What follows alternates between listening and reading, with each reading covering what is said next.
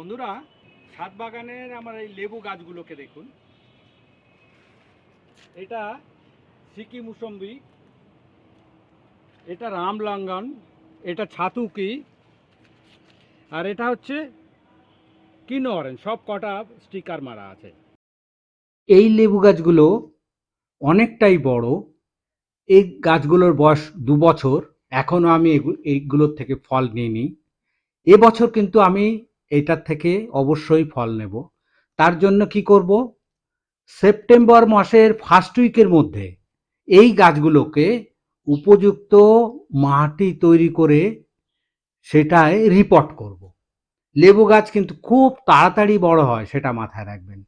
আজ আমি আপনাদেরকে দেখাবো রিপোর্ট করার মাটি কি করে তৈরি করব, সেটাই কিন্তু আজ আমি আপনাদেরকে দেখাবো।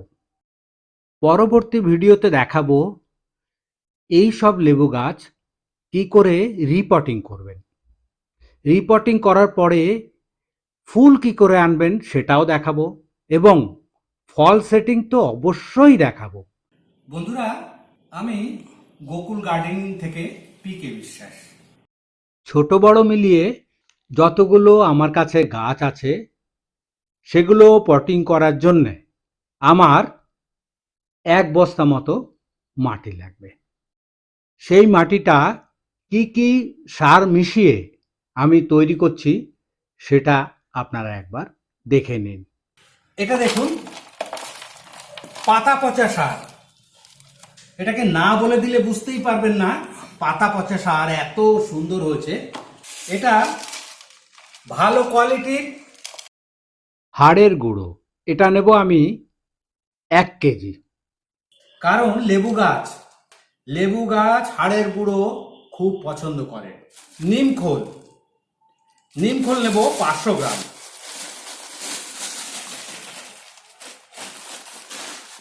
নিম খোলও লেবু গাছ খুব পছন্দ করে। এটা সুপার ফসফেট, এটা নিলাম আমি 1 মুঠো। এটা হচ্ছে বাদাম খোল, এটা 2 কেজি আছে, আমি এটা 1 কেজি মতো নেব। এখন নিলাম হচ্ছে ভার্মি কম্পোস্ট আর পাতা পচা মিলিয়ে আধা বস্তা, মানে হাফ বস্তা।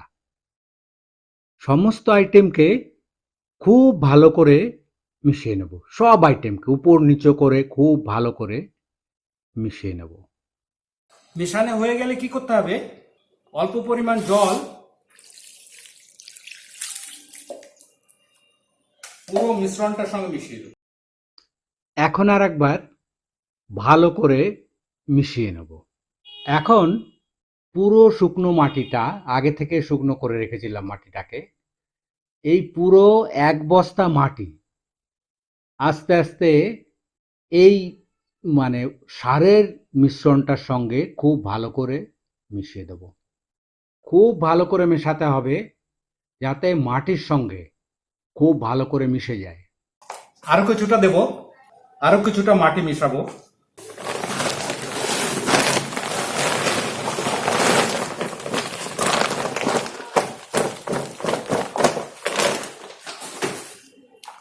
মাটির সব ফার্টিলাইজার যেন সবটার সঙ্গে লাগে সেইভাবে মিশিয়ে নিতে হবে। মিশিয়ে এটাকে রেখে দিতে হবে। কদিন রাখবো, 10 দিন রেখে দেওয়ার পরে বললাম অনেক এনজাইম তৈরি হবে, যেটা গাছের পক্ষে খুবই উপকারী। 10 দিন রেস্ট দেওয়ার পরে এই মাটিতে গাছ বসালে সেটা কি হবে, গাছটা বসানোর সঙ্গে সঙ্গে ওর উপযুক্ত খাবার পেয়ে যাবে। খাবার পেয়ে ও এত পরিমাণে ডেভেলপ হবে, সামনের সিজনে যেটা ফুল আসার কথা না, ফেব্রুয়ারি মাসে যেটা ফুল আসার কথা না, সেটাতেও কিন্তু ফুল পেয়ে যাবে। ওগুলো তো আমি দেখাবোই, এখন জাস্ট মাটিটা তৈরি করে দেখালাম।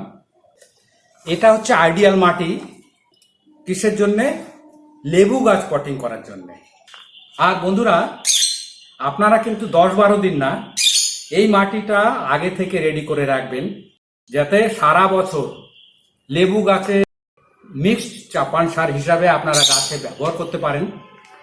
আপনারা সারা বছরের জন্যে রেডি করে বস্তায় করে রেখে দেবেন, অল্প অল্প করে গাছে ইউজ করার জন্য। বন্ধুরা, পরবর্তী ভিডিওতে দেখুন এই মাটি দিয়েই আমি কি করে লেবু গাছ পটিং করছি। আজকে এ পর্যন্ত। সকলকে ধন্যবাদ।